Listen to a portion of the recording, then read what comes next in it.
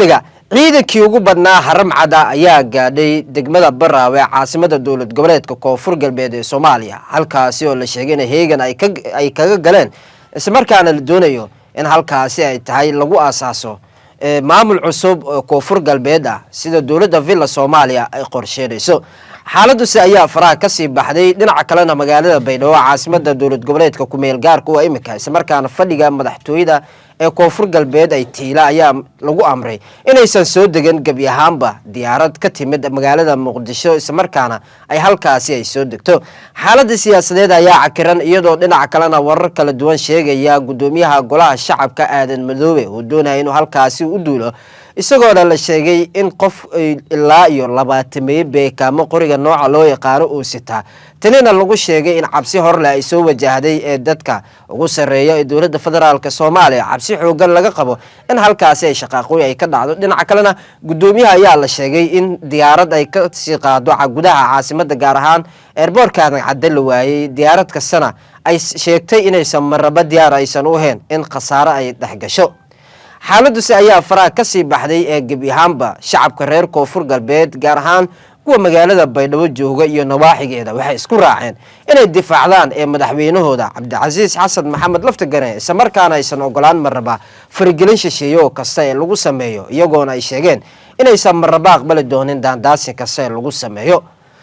waxaase iyaduna dhinaca kalena mas'uuliyiintii oo Koonfur Galbeed ayaa markii ugu horeysay si rasmi ah u xaqiijiyay in madaxweynaha Soomaaliya Xasan Sheekh Maxamuud uu duulaan uu ku yahay gobolka Shabeellaha Hoose isla markaana tan iyo dib u imaatinkiisa ee gobolka iyadoo hore ay ugu eedeeyeen inuu kala jaray 6 gobol ee Koonfur Galbeed ay ku saabsaneed isla markaana kaalin mugla uu ka qaatay isaguna ahaa qofkii hogaaminayay isla markaana doonayay in gobolkaasi uu kala jaro una qaybshay 3 gobolood iyadoona 3 gobol imika oo la sheegay in imaatinkiisa 2022 ilaa imika uu qorsheenayo sidii mar kale gobolka Shabeellaha Hoose uu la goosan lahaa waana sirtii ugu horeysay la soo qarxiyo ama banaanka la keeno iyadoona ay ku eedeeyeen in madaxweyne Xasan Sheekh Maxamuud taasi aysan ka ogolaan doonin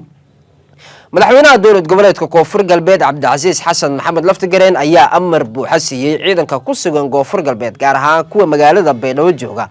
inaysan diyaarad iyagu amar ka qabin aysan soo degan karin diyaaradii lagu amro inay dib ugu laabato hawada laakiin ay ku adkaysato waxay sababi doontaa in iyadoo iyo rakaabkii saarnaa ay nafooda halkaasi ay ku waayaan cabsi xoogan oo halkaasi laga dareemayo iyo dhaqdhaqaaqyo culus oo mar kale taasi oo la sheegay inay sababi karto dagaal hor leh sabarkaana ay soo wajahaan kuwa Koonfur Galbeed iyo si la mid ah ciidanka federaalka ciidankii haram cad kuwii ugu badnaa ayaa gaadhay caasimada dawlad goboleedka Koonfur Galbeed ee Soomaaliya ee Baraawe iyadoo dawladda Soomaaliya hogaamiye Xasan Sheekh Maxamuud ay qorsheynayso inay halkaasi ka aasaaso maamul cusub isla markaana dib loogu doorto halkaasi madaxweynaha dawlad goboleedka Koonfur Galbeed qofkii uu noqon lahaa laakiin halkaas ayuu aadi doonaa maadaama madaxweynaha imika halkaasi ka armiya Cabdicasiis Xasan Maxamed Laftagareen uu joogo isla markaana ciidanka Koonfur Galbeedna yihiin kuwa isaga ka amar qaata halkani waa telefishinka caalamiga Hooyga Banaadir TV waanigu cali shajaa hadda nagu cusubtiin nagu soo biir subscribe saar hadda YouTube-ka nagala socotid hadda Facebook nagala socotidna like garey follow garey muuqaalka asxaabtada si gaarsi ma sanad aynu guda galno Baraawe ayaa ka socday dhaqdhaqaaqii ugu dambeeyay isla markaana uu yahay dhaqdhaqaaq culus kaas oo dawladda Soomaaliya halkaasi ay ka wado iyadoo Villa Soomaaliya la sheegay inuu qorsheynayso in madaxweyne cusub halkaasi ka aasaaso isla markaana uu noqon doono madaxweynaha dawlad goboleedka Koonfur Galbeed si rasmi ah uga arimi doona halkaasi cabsi xoogan ayaa isa soo taraysa iyadoona dawladda federaalka Soomaaliya iyadoo laftirkeedaba aysan wali dardargelin howlaha laakiin dhaqdhaqaaqii culus ay ka wado ee degmada Baraawe imika caasimada Koonfur Galbeed sida rasmiga u ah halkaasi oo ciidamadii haram cad ay ka wadaan isla markaana la sheegay inay la wareegeen ee garoonka diyaaradaha ee Baraawe dhinaca kalena madaxtooyada Koonfur Galbeed ayaa iyaduna ka socda dhaqdhaqaaqii aad u culus weeysi iyo si la mid ah diyaar garow xoogan ciidamada ku sugan caasimada ku meel gaar kuwa dawlad goboleedka Koonfur Galbeed ee Soomaaliya Baydhabo ayaa ku jira diyaar garowgii ugu xooganaa iyagoo si la mid ah heegan buuxa galay taasina oo lagu salay inay Koonfur Galbeed ay diyaar u tahay inay ay ku wajahdo Villa Soomaaliya dagaal haddaba natiijadaas lama oga halka ay ka dhamaan doonto laakiin siyaabo kala duwan ayaa loo fasiray iyadoo qaar badan ay u badiyeen Raskamboni wixii ka dhacay isla markaana ciidanka haram cad ay kala kulmeen iyo si la mid ah kuwa dawladda federaalka Soomaaliya ay mar kale halka halkaasi ugu diyaarsan tahay. cabsi xoogan ayaa si aada loogu dareemayaa deegaanada koonfur galbeed iyadoona ciidamadii iyo si lamid ahba shacabka ay la safteen ee dowladooda islamarkaana ay sheegeen inay difaacan doonaan ee madaxweynahooda islamarkaana marnaba aysan raalli ka ahayn faragelin kasta oo lagu sameeyo. shalay ayay ahayd markii madaxweynaha dowlad goboleedka koonfur galbeed cabdicasiis xasan maxamed laftagareen uu jeediyey khudbad aad u dheer oo ka kooban 26 daqiiqo ayuu ku cadeeyey mowqifka ee koonfur galbeed isagoona xusay inuu kaliya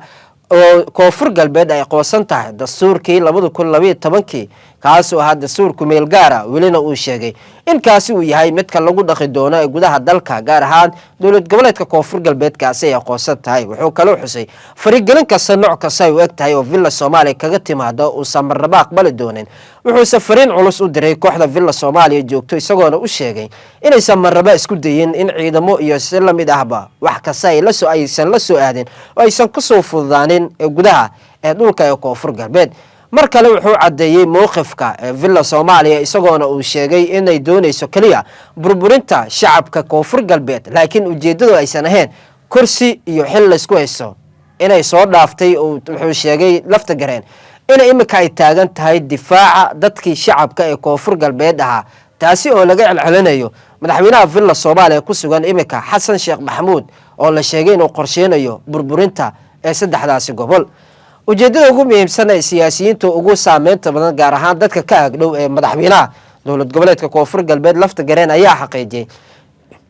in madaxweyne xasan sheekh maxamuud uu doonayo kaliya gobolkan shabeellaha hoose ismarkaana sidii uu la goosan lahaa haddii gobolkan loo daayana uu daanayo ee labadan gobol. hore ayaa loo sheegay madaxweyne xasan sheekh maxamuud in gobolka Bokool oo ka daalay kadib markii uu doonayo in halkaasi uu ka jaro ee koonfur galbeed taasina oo la sheegay